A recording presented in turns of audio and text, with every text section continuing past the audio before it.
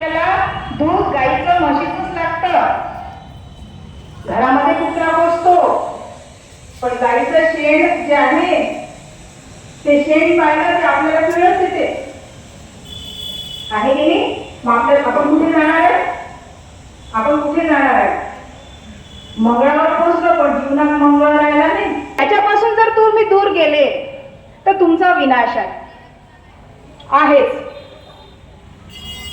घरामध्ये कुत्र पोचतो, कुत्र जर मेलं तर ढसा ढसा रडतो आणि गाई बैल खाटकाकडे पाठवतो.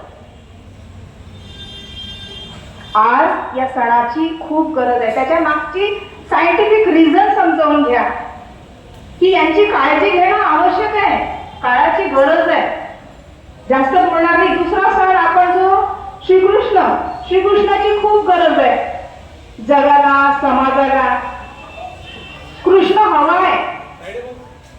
मॅगी आणि नूडल्स कडे आपण चाललोय, याचा अर्थ आपण कृष्णापासून दूर चाललोय.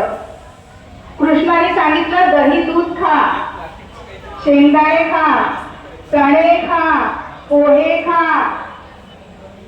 नूडल्स आणि मॅगी खाल्लं तर काय होईल? काय होईल?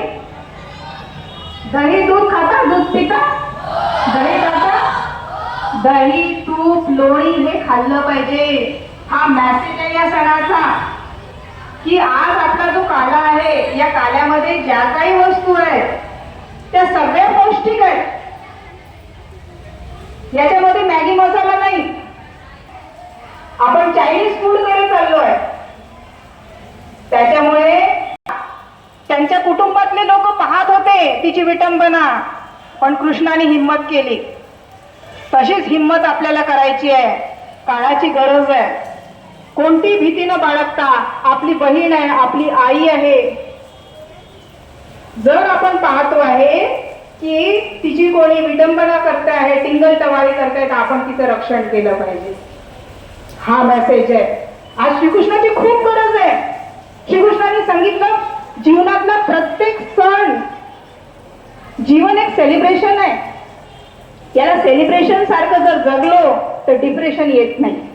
श्रीकृष्णाच्या जन्मामध्ये, त्याच्या आयुष्यामध्ये डिप्रेशन येण्यासारखं खूप काही होतं, पण त्यांना आलं नाही. कारण बासरी वाजवली, गायी चारल्या, प्रत्येक गोष्ट क्रिएटिव्हिटी, प्रत्येक गोष्ट केली.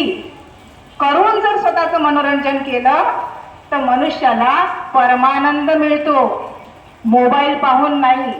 कोणीतरी काहीतरी करतं ना आपण नुसतं पाहत बसतो, तो आनंद क्षणिक आहे.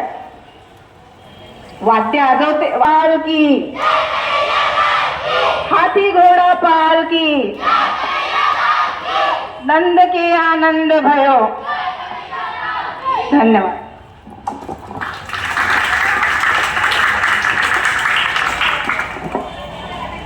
मंचावर उपस्थित मी खूप खूप आभार व्यक्त करते की त्यांनी आपला अमूल्य वेळ या ठिकाणी दिला आणि आनंदात सहभागी झाले. या ठिकाणी हा कार्यक्रम संपला असं मी जाहीर करते.